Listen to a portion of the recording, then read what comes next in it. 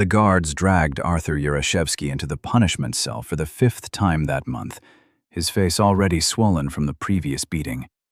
He was 24 years old, serving 8 years for robbery in a Soviet prison colony where cooperation meant survival and resistance meant torture. They stripped him, threw him into the freezing concrete box barely large enough to stand in, and left him there for days with minimal food and water. The prison administration had one goal: break this stubborn young convict who refused to follow their orders, who wouldn't inform on other prisoners, who wouldn't work for the system. But every time they released him back into the general population, bloodied and exhausted, Arthur walked with his head high. He would rather die than submit. This unbreakable spirit would eventually make him one of the youngest thieves-in-law in the entire post-Soviet space, but it would also guarantee his destruction. Arthur Nikolaevich Yeroshevsky was born on October 17, 1964, in the small town of Aleksin in Russia's Tula region. His early life was marked by abandonment and neglect that would shape the hardened criminal he became.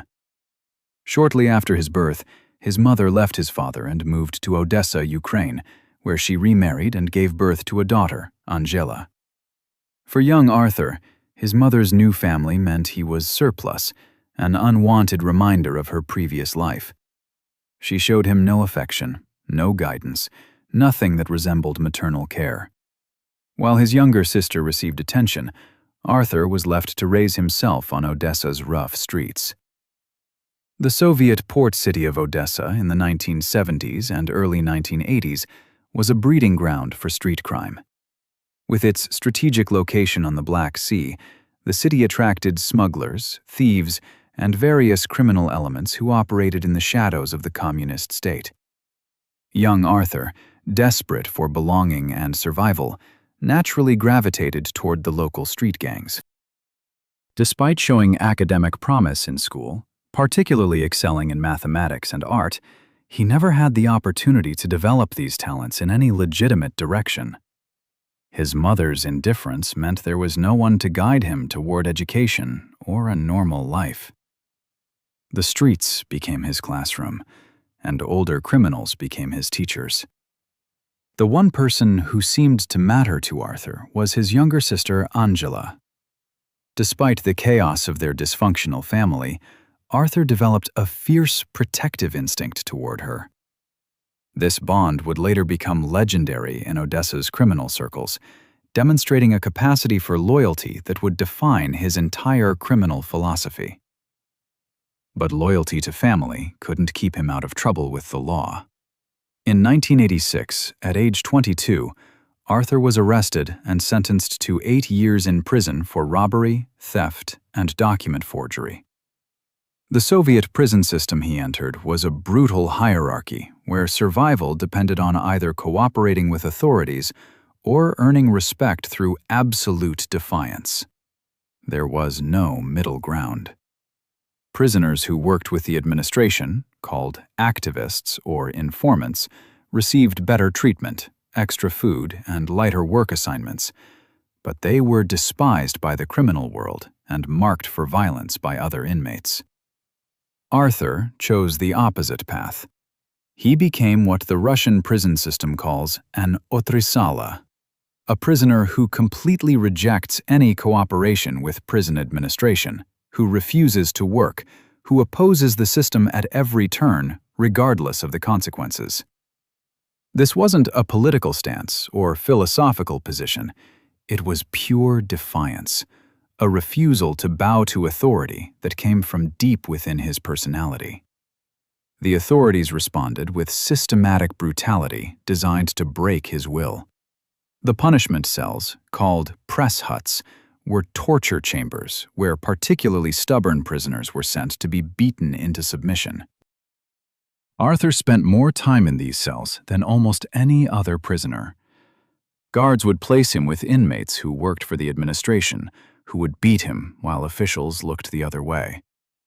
When physical violence didn't work, they subjected him to psychological torture, isolation, sleep deprivation, deliberately placing him in situations designed to provoke violent reactions that would extend his sentence. Through it all, Arthur refused to break. Each beating, each degradation, each attempt to destroy his spirit only hardened his resolve. This stubborn resistance attracted the attention of other prisoners, particularly those connected to the traditional thieves' world. In the Soviet and post-Soviet criminal hierarchy, thieves-in-law represented the absolute elite, criminals who followed an ancient code of conduct, who never cooperated with authorities, who commanded respect across the entire criminal underworld. They were essentially criminal aristocracy, and becoming one required years of proving absolute loyalty to the code and earning recognition from existing thieves-in-law. One such thief who noticed the young Arthur was Yevgeny Dmitriev, known in the criminal world as Zhenya Asiat, Zhenya the Asian. Dmitriev saw in Arthur's unbreakable resistance the exact qualities the thieves' world valued most: absolute refusal to cooperate with authorities, loyalty to criminal principles above personal comfort, and willingness to suffer any punishment rather than betray the code.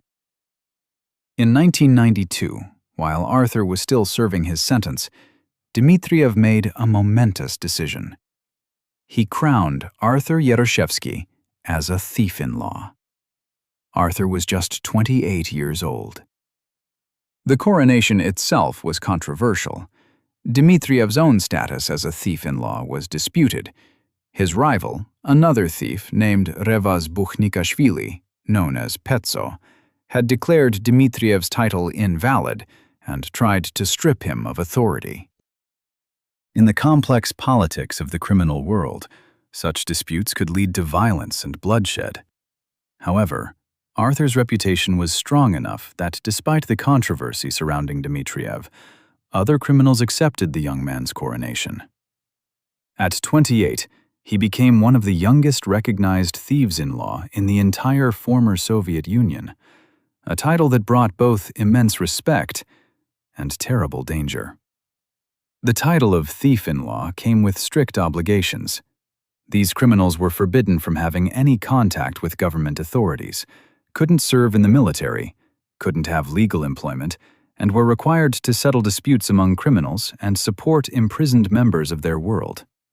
In return, they received tribute from criminal groups operating in their territory and commanded absolute authority within the criminal hierarchy.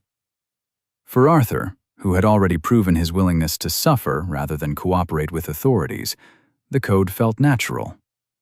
In 1985, Arthur had been released from his first prison term and returned to Odessa, where his sister and girlfriend waited for him. But his new status as a thief-in-law meant his second return to the city in the mid-1990s was entirely different. He came back not as a common criminal, but as criminal royalty, one of the youngest and most respected thieves-in-law in the region. Criminals from across the former Soviet Union came to Odessa to meet with him, to have him settle disputes, to seek his blessing for various criminal enterprises. He was no longer just Arthur from the streets. He was Arthur Odessit, Arthur the Odessa thief, a man whose word could mean life or death in the criminal world. What Arthur found in Odessa disgusted him. During his years in prison, the city's criminal world had transformed in ways that violated everything the traditional thieves' code represented. Local criminals had become purely mercenary, focused only on enriching themselves, with no thought for the imprisoned criminals who needed support. In the thieves' tradition, successful criminals were obligated to send money to support prisoners.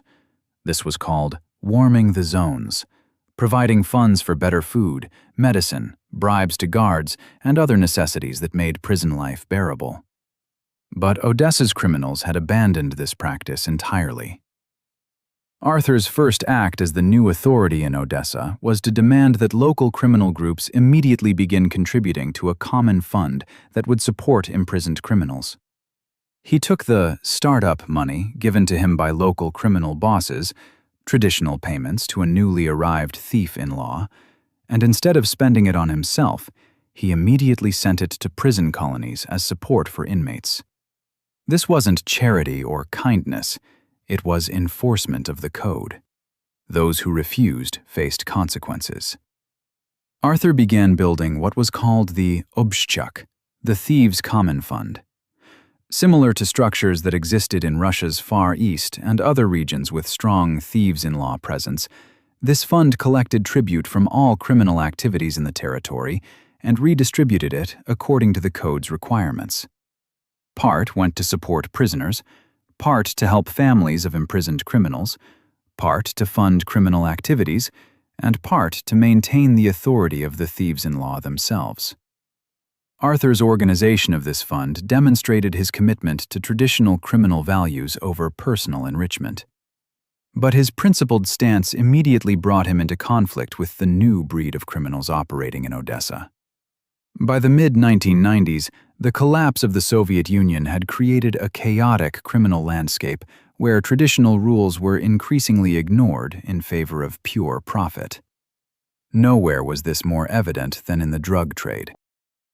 While Soviet-era thieves had traditionally opposed narcotics trafficking, viewing it as poisoning their own people, the new generation of criminals saw drugs as the fastest path to enormous wealth. Chechen organized crime groups, backed by corrupt officials in Moscow and supported by connections throughout the North Caucasus, were aggressively moving into Ukrainian cities, including Odessa. They brought with them a sophisticated drug trafficking operation, importing heroin and other narcotics through various routes and seeking to establish Odessa as a major distribution hub. The profits were astronomical, far beyond what traditional criminal activities like robbery, protection rackets, or smuggling could generate. Many local criminals were eager to partner with the Chechens and share in the narcotics wealth. Arthur Yeroshevsky declared absolute opposition to drug trafficking in Odessa. This wasn't a moral crusade or attempted reform. Arthur was a career criminal who had no illusions about the nature of his world. But the traditional thieves' code he followed drew a clear line. You don't poison your own people with drugs. You don't destroy communities with addiction. You don't build your wealth on the corpses of addicts. Other criminal activities were acceptable, but narcotics crossed a line that couldn't be uncrossed. This principled stance made Arthur extremely dangerous enemies. The Chechen crime groups weren't interested in honoring some outdated thieves' code when millions of dollars in drug profits were at stake. They had the backing of powerful people in Moscow who wanted a piece of the narcotics trade. More importantly, they had the support of Odessa's own mayor, Eduard Gurevits, a corrupt politician who had made secret deals allowing Chechen criminals to operate in the city in exchange for political and financial support. The stage was set for a war that would define Odessa's criminal landscape for years. On one side stood Arthur Yeroshevsky and those criminals who still followed the traditional code, opposed to narcotics and demanding that criminal activities follow certain rules. On the other side stood Chechen organized crime groups, corrupt government officials, and local criminals who cared only about profit, regardless of the methods. The conflict wasn't just about drugs. It was about control of Odessa's lucrative illegal economy, including protection rackets, smuggling operations, and, most importantly, access to the city's port facilities. Odessa's port was a strategic asset worth fighting and dying for. Oil pipelines ran through the city, creating opportunities for massive theft and illegal sales. Smuggling operations brought in everything from cigarettes to weapons. Control of the port meant control of enormous cash flows, and the Chechen groups wanted that control. They had received explicit permission from powerful figures in Moscow to operate in Odessa, essentially a green light to push aside any opposition, including traditional thieves-in-law like Arthur. Another major criminal figure in Odessa at this time was Viktor Kulivar, known as Vitya Nos, Vitya the Nose, a local authority who shared Arthur's opposition to the Chechen takeover and the narcotics trade. Together, Arthur and Kulivar represented the old guard, criminals who believed in certain boundaries and traditional ways of operating. But they were fighting against forces that had no interest in tradition or codes of honor, only in profit and power. The corrupt officials in Odessa, led by Mayor Gurvitz, saw Arthur and Kulivar as obstacles to a very profitable arrangement. If the Chechens could operate freely in the city, officials would receive enormous bribes and kickbacks. But as long as respected thieves-in-law like Arthur opposed the narcotics trade and challenged Chechen operations, there would be conflict that could disrupt everyone's profits. According to sources close to the situation, a decision was made at the highest levels of Odessa's government. Arthur Yeroshevsky and Viktor Kulivar needed to be eliminated. The plan was sophisticated. Law enforcement would be used to provoke incidents that could lead to Arthur's arrest on serious charges. Or, alternatively, if legal methods failed, criminal hit teams would be deployed to assassinate him. The goal was to remove Arthur from the picture permanently, either through a long prison sentence or death. For the corrupt officials orchestrating this plan, it didn't matter which outcome occurred, as long as Arthur's opposition to their criminal partnerships ended. Arthur was aware he had become a target. In the criminal world, such information travels quickly through networks of informants, corrupt police officers who maintain contacts with criminals, and warning signs that become obvious to someone with Arthur's experience. He knew that both law enforcement and criminal rivals were actively trying to either arrest him on fabricated charges or kill him outright. At one point, he even left Ukraine temporarily, traveling to Yugoslavia to escape the immediate danger while he assessed his options. But Arthur had weaknesses that his enemies could exploit, and one of them was his love for his family. By this time, he had a son named Zhenya, and despite the danger, Arthur couldn't resist returning to Odessa to celebrate his son's birthday. He came back secretly, planning to spend time with his child, his girlfriend, and his beloved sister Angela before disappearing again to safety. This decision to prioritize family over security would prove catastrophic. The bond between Arthur and his sister Angela had only grown stronger over the years. She shared her brother's fierce temperament and absolute loyalty. One incident that became legendary in Odessa involved a confrontation at Arthur's apartment when he was under administrative supervision by police. Officers came to his residence ostensibly for a routine check, but deliberately provoked a conflict by behaving inappropriately toward Arthur's girlfriend. When Arthur responded to defend her honor, the police attacked him, using the confrontation as an excuse to beat him while supposedly restraining a suspect. What they hadn't anticipated was Angela's reaction.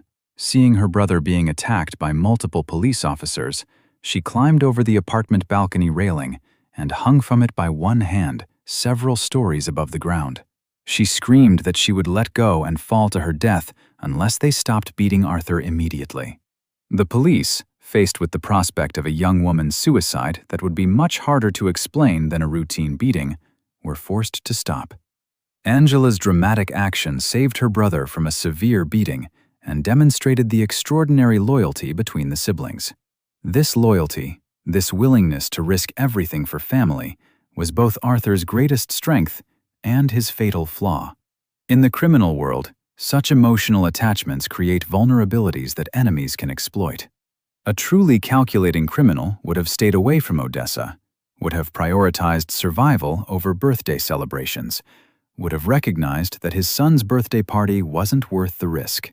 But Arthur's code of honor, the same principles that made him respected as a thief-in-law, demanded loyalty to family above personal safety. As 1997 progressed, the pressure on Arthur intensified. Viktor Kulivar, his ally in the fight against Chechen organized crime and narcotics trafficking, had already been eliminated, killed in a hit that sent a clear message to anyone else opposing the new criminal order in Odessa. With Kulivar dead, Arthur stood virtually alone as the primary obstacle to the Chechen group's complete control of the city's criminal economy. The corrupt officials and their criminal partners had successfully eliminated one target. Now only Arthur remained. The method of eliminating Arthur would need to be clever. Simply assassinating such a respected thief-in-law could create problems. It might trigger revenge from his supporters. It might draw unwanted attention from other thieves-in-law who would demand an investigation into who ordered the hit. And it might generally destabilize the situation in ways that could interfere with profitable criminal operations.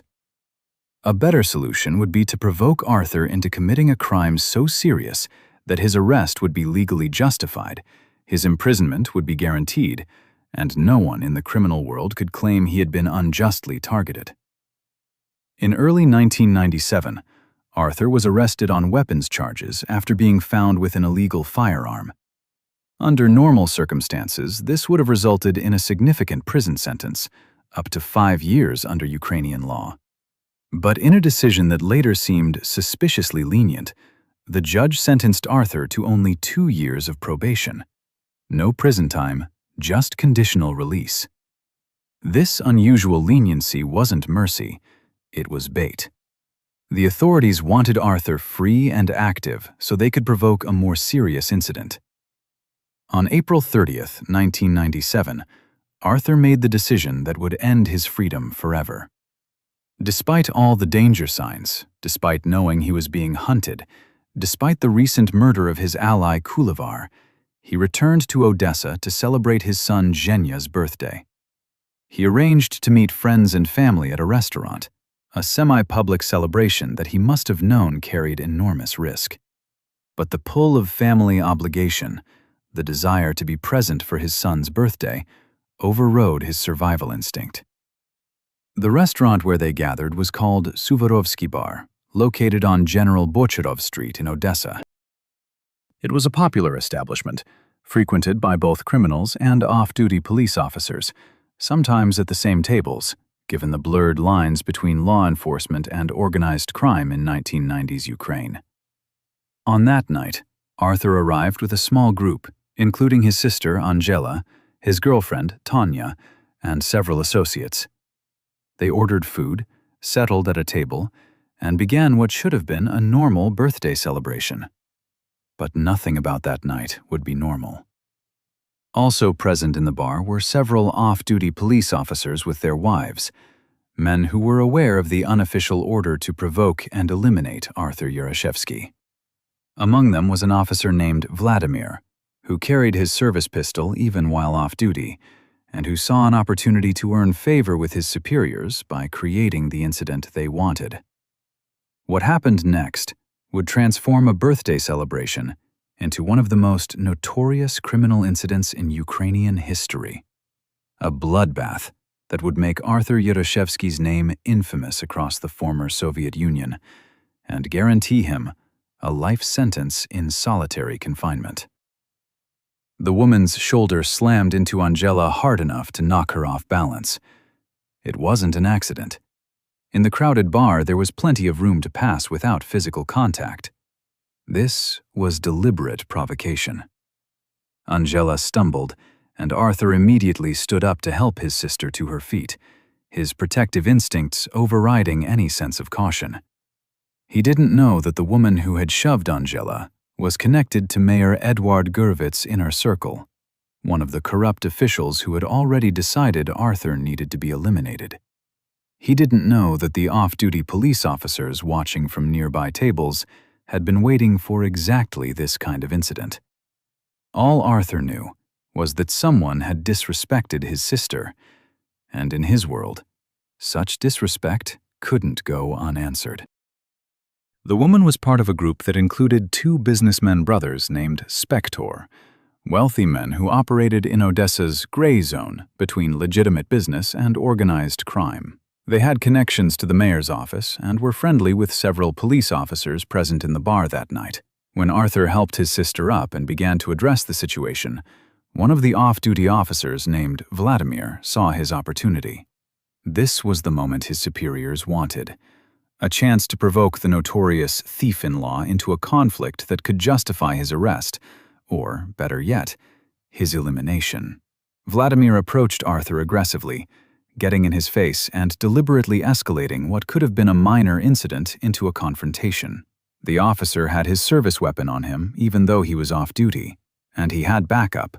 Several other armed police officers were scattered throughout the bar with their wives, all aware that creating an incident involving Arthur Yeroshevsky would earn them significant rewards from the corrupt officials who wanted him gone. Vladimir began verbally abusing Arthur, insulting him, trying to provoke a physical response. Arthur's reputation in Odessa's criminal world was built on never backing down, never showing weakness, always defending his honor and that of his family. The traditional thieves' code he lived by demanded that disrespect be answered with force. But Arthur also understood that responding to police provocation could be exactly what his enemies wanted.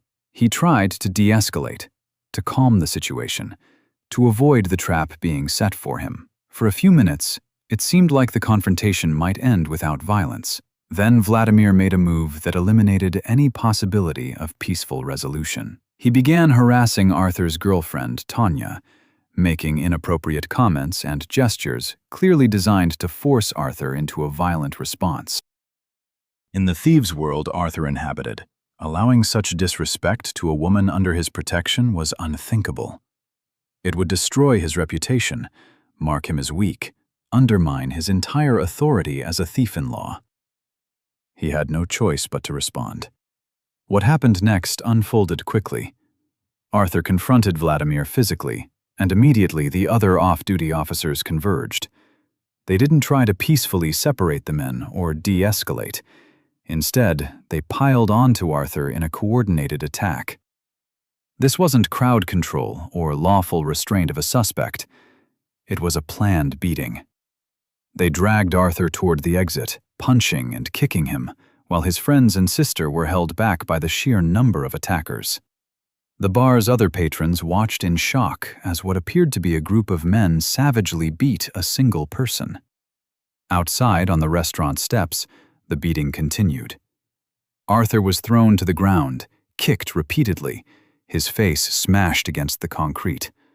Blood from his injuries stained the steps, stains that would still be visible hours later. The police officers wanted to hurt him badly enough to justify an arrest for resisting authority, but not so badly that he'd be hospitalized before they could charge him. It was a calculated level of violence designed to accomplish specific goals while maintaining deniability. Arthur's friends, including Valentin Zakrevsky, Sergei Timoshin, and Mikhail Pushkarevich, watched helplessly as their leader was brutalized. All of them had extensive criminal records, convictions for theft, robbery, drug distribution, and organized murder. They were dangerous men who had committed serious crimes, but at that moment they were outnumbered and facing armed police officers. Intervening would have meant immediate arrest, or worse. Angela screamed at the officers to stop, but they ignored her. Eventually, the beating ended. The police officers, having delivered their message and provoked the incident they needed, allowed Arthur to leave rather than arresting him on the spot. This decision would prove catastrophic.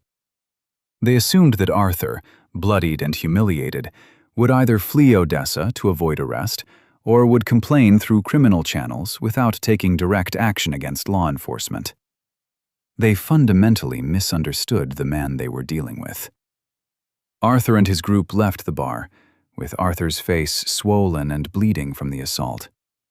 They went to Valentin Zakrevsky's apartment on General Bocharov Street, not far from the Suvorovskiy Bar. Inside the apartment, Arthur cleaned his wounds and assessed the situation. He had just been publicly humiliated, beaten in front of his sister and girlfriend, disrespected in a way that would destroy his authority if left unanswered. Every criminal in Odessa would hear about this incident by morning. If he didn't respond with overwhelming force, his status as a thief-in-law would become meaningless. The traditional thieves' code had clear rules about conflicts with law enforcement. Thieves-in-law weren't supposed to cooperate with police, weren't supposed to acknowledge state authority in any way. But responding to police violence with criminal violence was a different matter entirely. It was understood that if authorities physically attacked a thief-in-law, especially in such a disrespectful manner, The thief had the right to defend his honor through force. Other thieves would judge whether his response was proportional and justified, but doing nothing wasn't an option. Arthur made a decision that would define the rest of his life. He would return to the Suvorovskiy Bar and answer the disrespect with lethal force. His associates gathered weapons, automatic rifles, pistols, hand grenades. These weren't improvised weapons grabbed in the heat of the moment. They were serious military hardware that criminal groups in 1990s Ukraine could acquire through black market channels and corrupt military personnel. The plan was simple and brutal. Go back to the bar, identify the police officers who had beaten him, and kill them. Around midnight, Arthur and his armed group returned to the Suvorovskiy Bar. The restaurant was still crowded with patrons enjoying their evening, including the same police officers who had beaten Arthur just a couple of hours earlier.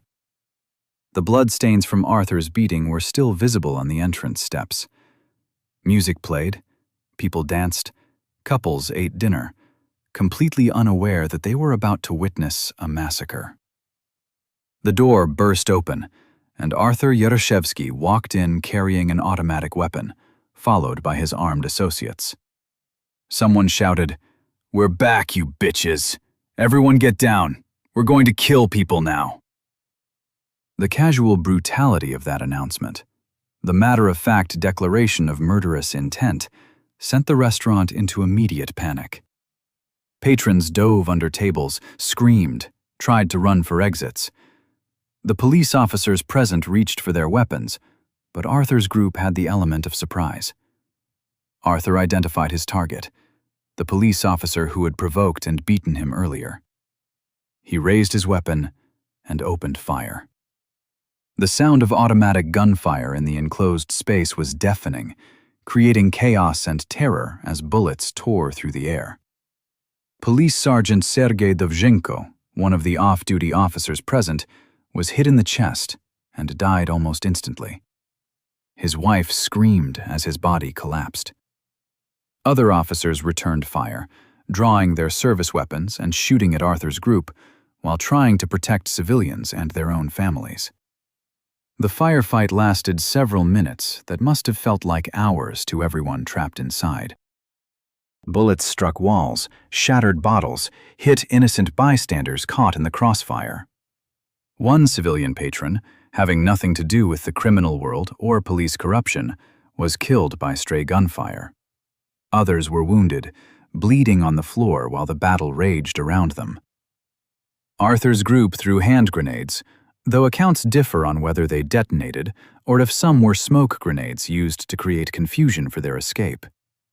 In the chaos and gun smoke, with people screaming and bodies on the floor, Arthur and his associates fought their way out of the restaurant.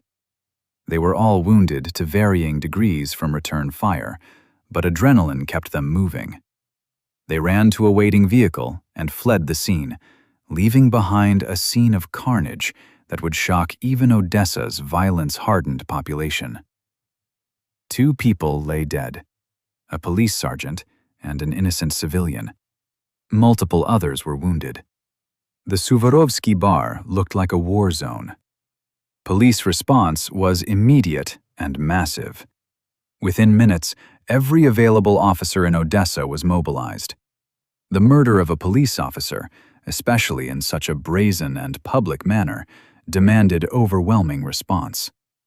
Command posts were established, roadblocks set up throughout the city, and a manhunt began that would eventually involve over 1,500 law enforcement personnel. This wasn't just about solving a crime. It was about demonstrating that killing police officers would result in relentless pursuit, regardless of the perpetrator's criminal status. Arthur and his wounded associates made it back to Zakrevsky's apartment, the same place they had gathered weapons just hours earlier. They were all injured from the gunfight, bleeding from bullet wounds of varying severity. Arthur had been shot, but refused to seek medical attention, knowing that any hospital visit would result in immediate arrest. The group assessed their situation, which was dire.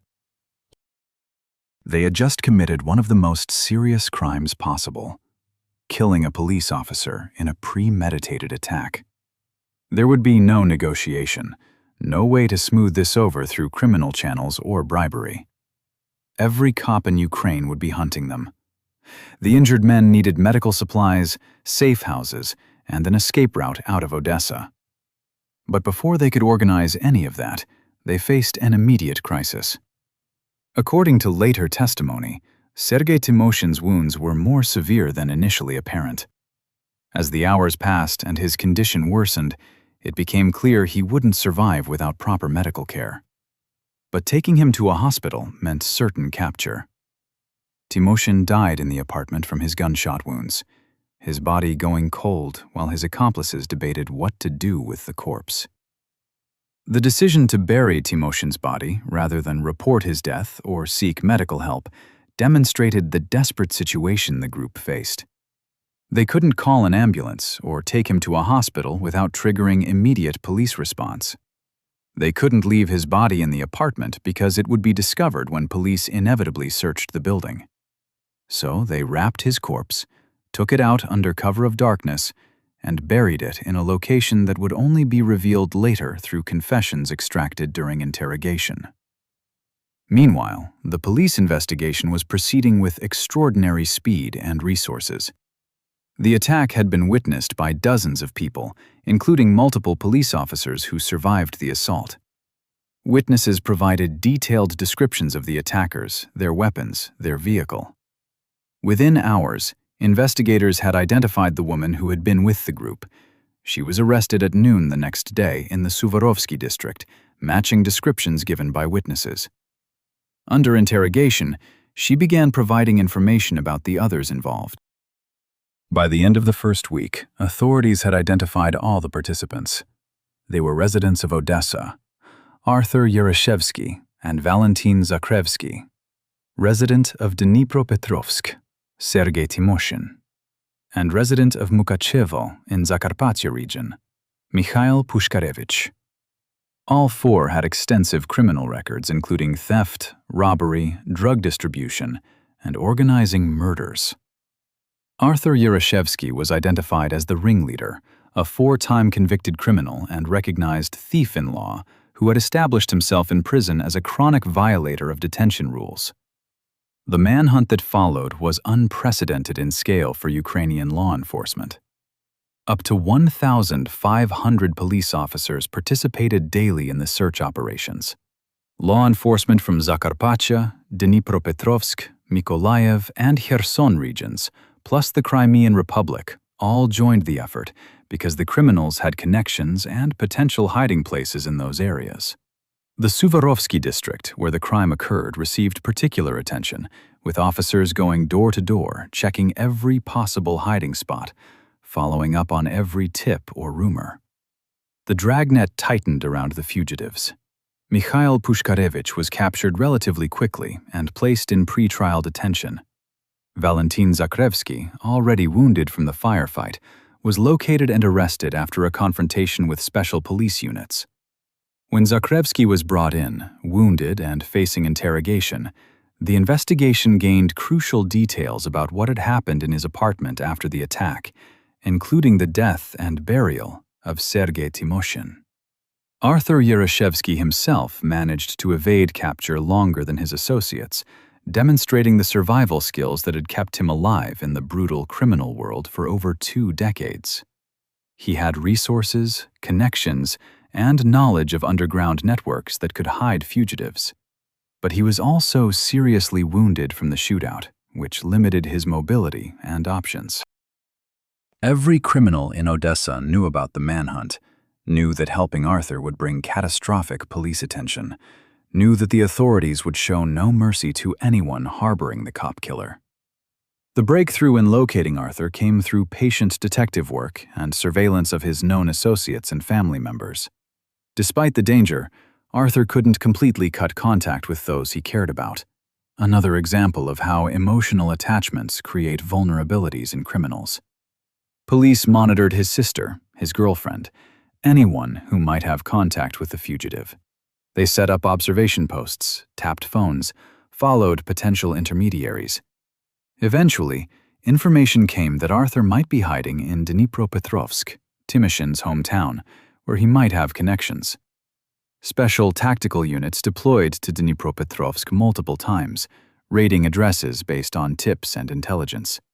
Each raid came up empty, as Arthur stayed one step ahead, moving from safe house to safe house, probably aided by local criminals who still respected his status despite the heat he brought.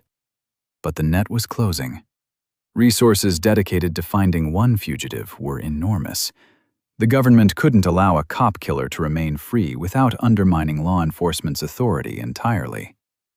After weeks on the run, weakened by his untreated wounds and running out of places to hide, Arthur was finally cornered through what police described as an artfully conducted operation. The exact details of his capture remain unclear, but it involved luring him into a situation where armed officers could take him without risking further casualties. When elite police units moved in, Arthur was too weak from his injuries to mount serious resistance. He was arrested and immediately transported to Odessa under heavy guard. Upon arrival at the detention facility, Arthur exhibited the same defiant attitude that had defined his entire criminal career. When offered surgery to treat his gunshot wounds, he refused, telling medical personnel, "I don't want to live." This wasn't just depression or suicidal ideation. It was Arthur's recognition that his life as he had known it was over. He would never be free again, never see his son grow up, never walk the streets of Odessa as a respected authority. Death might have seemed preferable to the decades of imprisonment that awaited him. But the authorities had no intention of letting Arthur Yeroshevsky die before he faced trial and punishment. They needed him alive to demonstrate that killing police officers resulted in the full weight of the justice system, regardless of the perpetrator's criminal status or reputation. Medical personnel treated his wounds whether he consented or not, keeping him stable enough for the legal proceedings that would determine his fate. During interrogation, additional crimes emerged. The investigation revealed that before the Suvorovskiy Bar incident, Arthur had been involved in an attempted murder of police officers in a separate incident. This earlier attack, which hadn't been successfully prosecuted at the time due to lack of evidence and possible corruption, was now added to the charges.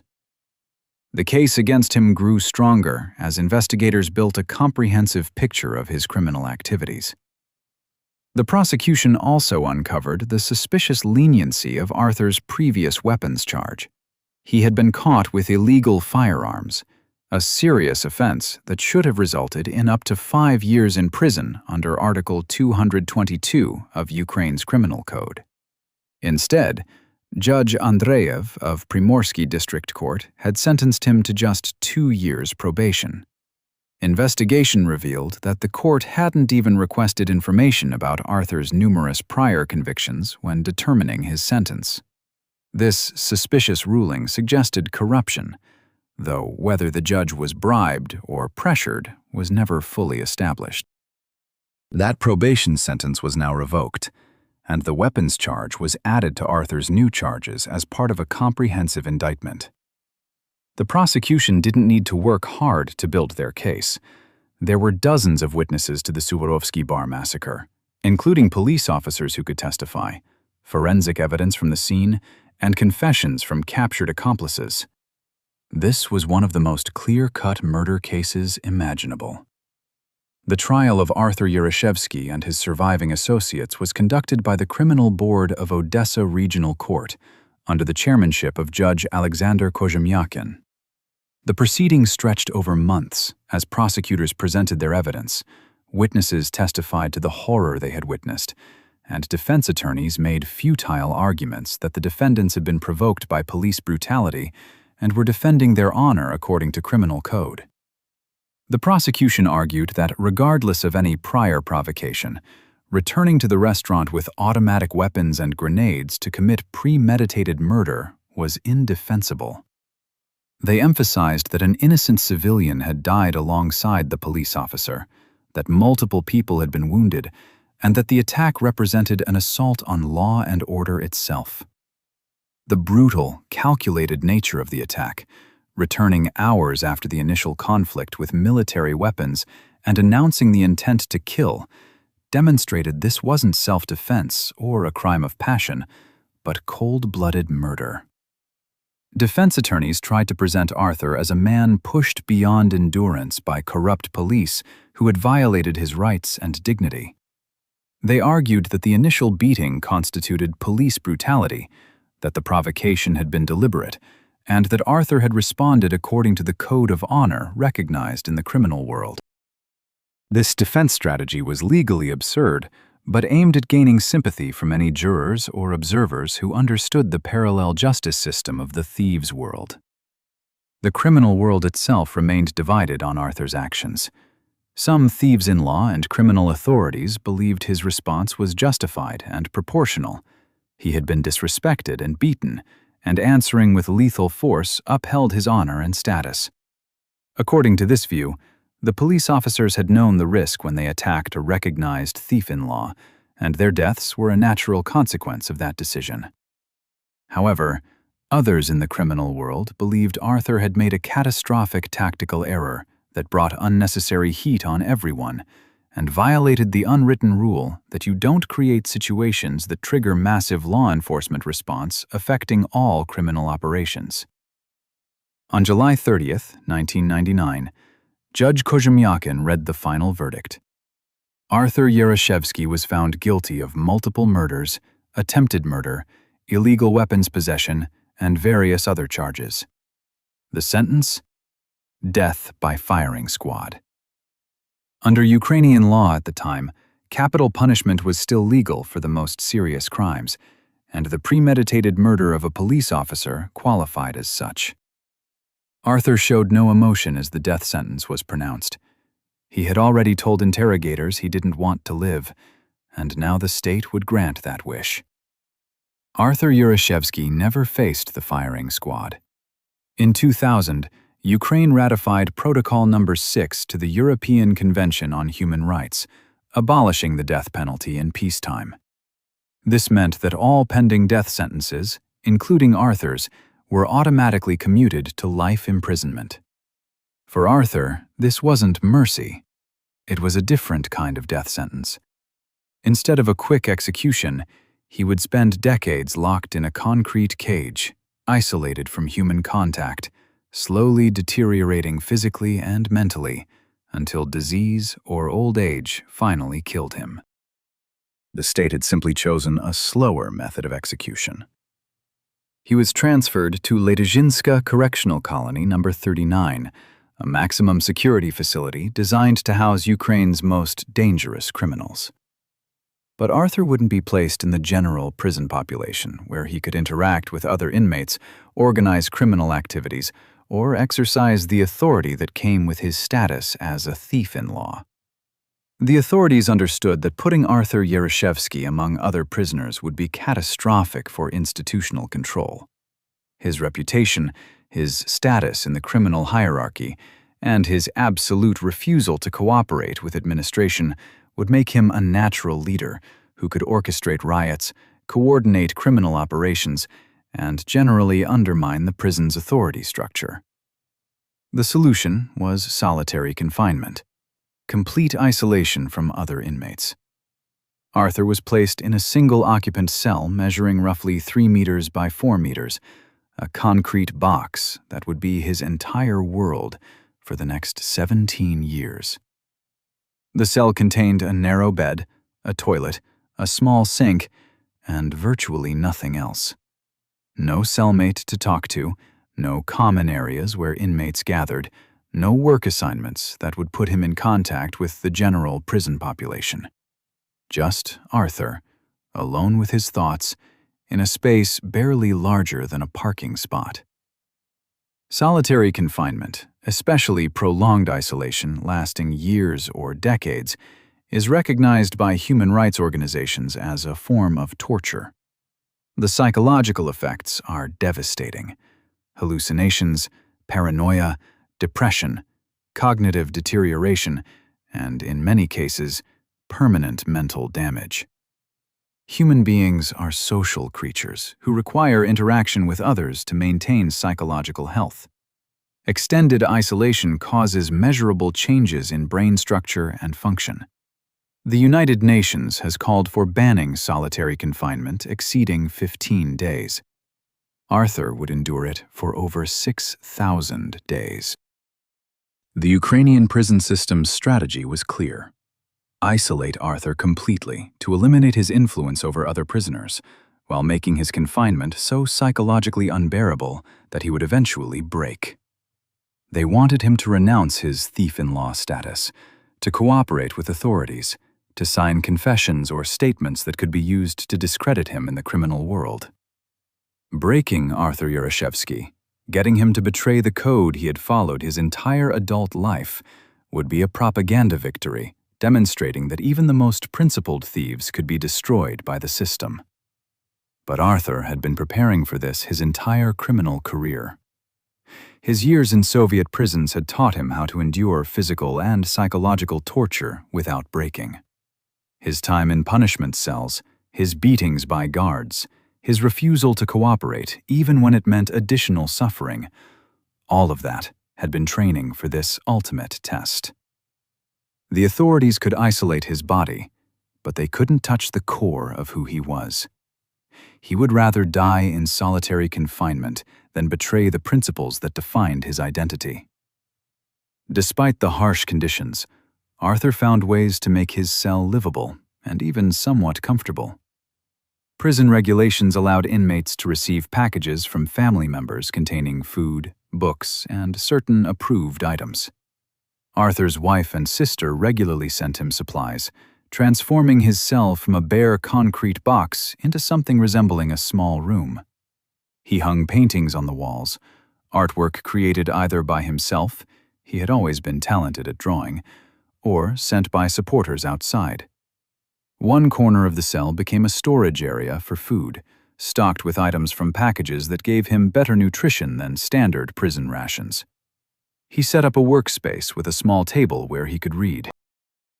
Arthur became a voracious reader during his confinement, consuming books on philosophy, parapsychology, dictionaries, and various other subjects. This intellectual engagement helped preserve his mental faculties against the deteriorating effects of isolation. Some prisoners in solitary confinement lose the ability to concentrate or process complex information after years of sensory deprivation. But Arthur fought against this decline by constantly challenging his mind with difficult reading material. Physical fitness also became crucial to survival. Arthur practiced yoga, performing stretching and breathing exercises in his tiny cell to maintain his health and create structure in otherwise empty days. The discipline of a regular yoga practice, the focus required to hold difficult poses, gave him something to control in an environment designed to strip away all autonomy. When everything else was determined by guards and regulations, his body and mind remained his own domain. Yet, despite these coping mechanisms, the isolation took its toll. Arthur couldn't see his son Zhenya grow up, couldn't attend birthdays or important life events, couldn't provide the guidance a father should give. Worse still, in the early 2000s, while Arthur was already imprisoned, his girlfriend gave birth to a daughter named Nicole. This child would never know her father except through stories and the rare supervised visit. She was born into a world where her father existed only as a name, a criminal legend, a man locked away forever in a concrete cage. Arthur would never hold her as a baby, never teach her to walk, never experience any of the moments that define parenthood. The emotional weight of this reality, knowing his children were growing up without him, that they would form their understanding of who their father was based on his crimes and imprisonment rather than any actual relationship, must have been crushing. In the criminal world, family loyalty was paramount, yet Arthur's choices had guaranteed that he could never fulfill his obligations as a father. This wasn't something guards imposed on him through punishment. It was the natural consequence of the life he had chosen and the violence he had committed. Sometime during his imprisonment, Arthur made video recordings that were later released to the public. In these recordings, made inside his cell at Ladizhinska colony, Arthur addressed what appeared to be his children, offering them philosophical guidance and life lessons from a man who had spent his entire existence in the criminal underworld. The videos are haunting documents. A hardened criminal, aged beyond his years by prison life, speaking calmly about making important decisions away from the chaos of society, about maintaining principles in a corrupt world, about the importance of thinking independently. To solve life's questions, you need to get away from society, Arthur said in one recording, his voice steady but worn. The city, the noise, all of it clouds your judgment. You need distance to see clearly, to make real decisions. This advice came from a man who had been forcibly removed from society, locked in isolation, given all the distance from civilization anyone could imagine. Whether this isolation had brought him clarity or simply rationalized his situation was unclear. What was clear was that Arthur wanted to leave something for his children beyond just the story of his crimes and punishment. The videos revealed a man engaged in deep philosophical reflection, someone who had spent years thinking about life, society, morality, and human nature. Prison had not made him repentant in any conventional sense. He never expressed regret for his criminal life or apologized for the people he had killed. But it had given him time to develop a worldview and philosophy that he hoped to pass on to his children. Passed, and Ukrainian politics shifted through various governments and presidents. Periodic amnesties were declared for certain categories of prisoners. These amnesties represented opportunities for inmates to reduce their sentences or gain early release, particularly those imprisoned under previous regimes or convicted of crimes that were now viewed differently. Multiple times during Arthur's imprisonment, he was offered the chance to petition for pardon or sentence reduction under these amnesty programs. The process was straightforward. Arthur would need to write a formal petition expressing remorse for his crimes, acknowledging his violations of law, and requesting mercy from the state. For most prisoners, especially those serving life sentences, this was an easy decision. Swallow your pride, write whatever words the bureaucrats wanted to hear, and potentially gain freedom, or at least improved conditions. But for Arthur, these petitions represented something far more significant than just paperwork. In the thieves' world, renouncing your criminal status or cooperating with authorities in any way was the ultimate betrayal. A thief-in-law who petitioned the state for mercy, who acknowledged state authority over his fate, who expressed remorse and asked for forgiveness, was automatically stripped of his criminal title and branded a traitor. Such a person would be marked for death if other criminals could reach him, and his name would be erased from the honor rolls of the thieves' world. Everything Arthur had endured, the beatings, the isolation, the decades in prison, would become meaningless if he betrayed the code at the end. Every single time Arthur was offered the chance to petition for amnesty, he categorically refused. He wouldn't write the petition, wouldn't express remorse, wouldn't acknowledge that the state had any legitimate authority to judge his actions. This wasn't political resistance or moral principle in any conventional sense. Arthur had killed people, including an innocent civilian who died in his attack on the Suvorovskiy Bar. But in his worldview, shaped by the thieves' code, accepting state mercy would be a worse crime than murder. He would rather die in prison than betray the identity he had constructed over decades. This absolute refusal to compromise represented both Arthur's greatest strength and his tragic limitation. He had complete integrity according to his own code, never wavering regardless of the consequences. But that same integrity guaranteed his destruction, because the code itself was fundamentally incompatible with survival in modern society. A more flexible person would have recognized that his situation was hopeless, that maintaining criminal principles while locked in solitary confinement forever served no practical purpose. that securing his freedom could have allowed him to be a father to his children. But Arthur wasn't that person. He was incapable of such flexibility, and that incapability defined both his criminal success and his ultimate fate. Prison authorities found his refusal frustrating because they wanted the propaganda value of breaking such a high-profile thief-in-law. Getting Arthur Yeroshevsky to publicly renounce his criminal status and beg for state mercy would have demonstrated that even the most principled criminals could be destroyed by sufficient pressure. It would have discouraged other criminals from following the traditional code and validated the state's power over the criminal underworld. But Arthur denied them this victory, remaining defiant until his body finally gave out. The conditions in Ukrainian prisons during the 1990s and 2000s were notoriously harsh, with overcrowding, inadequate medical care, poor nutrition, and unsanitary conditions creating breeding grounds for infectious diseases. Tuberculosis in particular ran rampant through the prison system, spreading easily in the close quarters and compromised immune systems of incarcerated populations. While Arthur's solitary confinement protected him from some infectious diseases by limiting contact with other inmates, it couldn't protect him from the general unhealthy environment of the prison facility. Sometime around 2013 or early 2014, Arthur developed symptoms of tuberculosis. This was particularly dangerous given his age.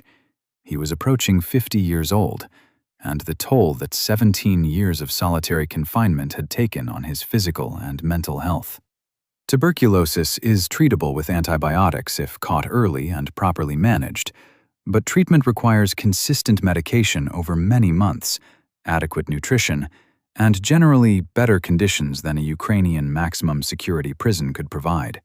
On May 21, 2014, at 1 o'clock in the morning, Arthur Nikolaevich Yeroshevsky died from tuberculosis complications.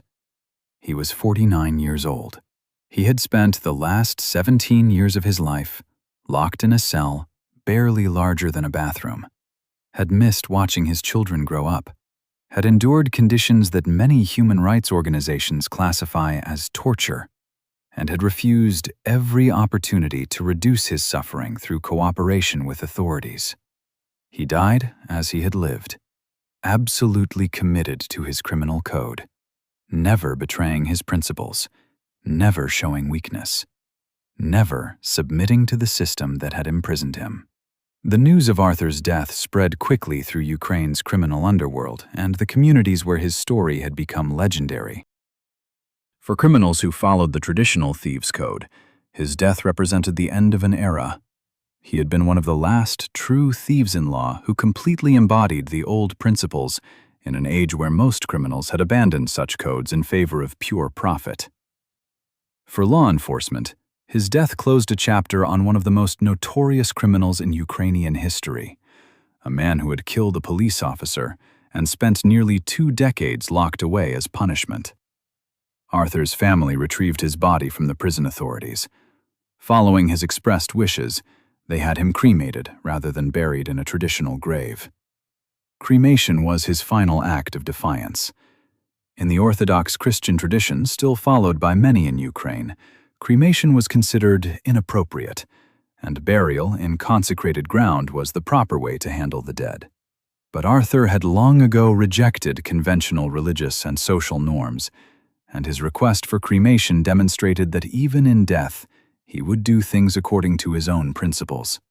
His grave became a pilgrimage site for some in the criminal world, but for most people in Odessa, Arthur Yeroshevsky was simply a cautionary tale, a reminder of the violent chaos of the 1990s, a criminal whose brutal actions had resulted in deaths and trauma, a man who had thrown away any chance at a normal life in favor of criminal status that ultimately meant nothing. The bloodstains from the Suvorovskiy Bar Massacre had long since been cleaned from the restaurant steps, but the memory of that night remained in the city's consciousness as an example of how quickly violence could erupt and destroy lives. In the end, Arthur Yeroshevsky got exactly what his code demanded, and exactly what that code cost. He maintained his principles without compromise, never betrayed his criminal status, died as a respected figure in the thieves' world. But he also spent 17 years in solitary confinement, died of tuberculosis in a prison medical ward at age 49, never knew his daughter, and left behind a legacy of violence and wasted potential. Whether the trade was worth it, integrity and respect in the criminal world versus freedom and family, is a question only Arthur could have answered, and he made his choice clear by refusing every opportunity to choose differently.